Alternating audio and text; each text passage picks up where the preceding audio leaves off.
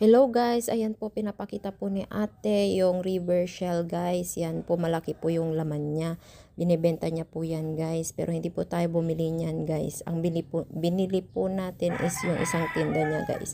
Yan malaki daw po yun at masarap daw yan guys. Hindi ko alam kung anong pangalan. Yun po yung ledeg in Ilocano, yung mahaba po na yan na shell.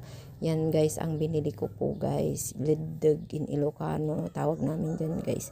Tapos yan pagdating sa bahay naggisa na po tayo ng bawang sibuyas at yung kalabasa.